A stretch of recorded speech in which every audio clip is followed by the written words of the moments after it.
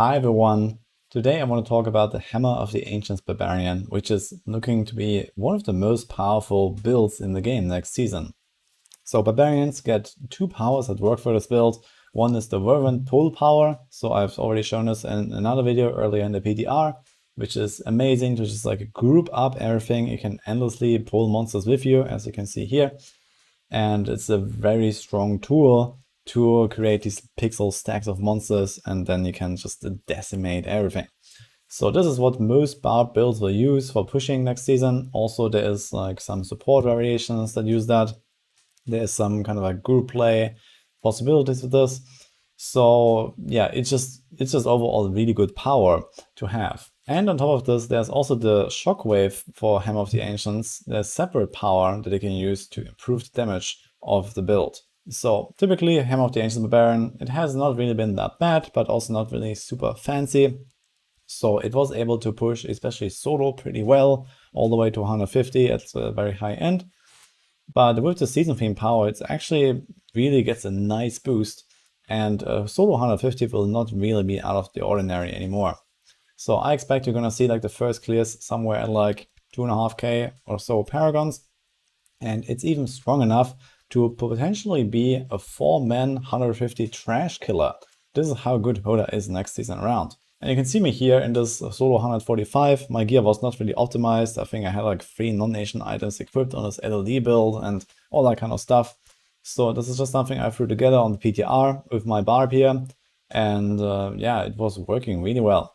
I also tried to take this into speed content. So here's like some 120 solo speeds, which is like on the level of the new Strafe Impair build, which is considered to be one of the best for next patch.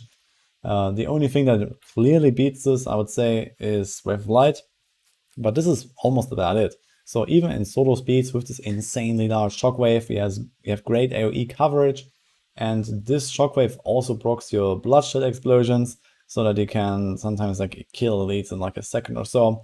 The boss damage is not that great because there you don't have this huge advantage of like big AoE and hitting many targets, but in general it works really well. Somewhere around those tiers at least. Here's some footage from the 150s we've been doing on the PTR with the HotA Trash Killer. I've been playing the Impale RGK here. Double DH, double Barb team. It's actually kind of hilarious. And you can see the HotA is carrying this really well. So it might not be better than the Nova. It's kind of hard to tell. But yeah, it works really nicely. So 150 is not really a huge deal. And as I mentioned, also solo very achievable. So this is looking like a fairly solid season. I think Raker might still be like a stronger push build even. So Barbs even have 2 really powerful, strong builds that I can push and farm with now. And it's looking amazing. I don't really expect any further changes coming for the Barbarians. So I think this is just going to be the 2 builds of the season, Raker and HotA. And you also start out of Wastes. So all around, it's a pretty solid package that we have here on Barbarian. And I'm probably also going to blast some of it myself. So this is what I want to share here. I hope you liked it. I will make a full guide for HotA Barb closer to season launch. I have actually not done that yet. So I'm going to keep you guys covered with that.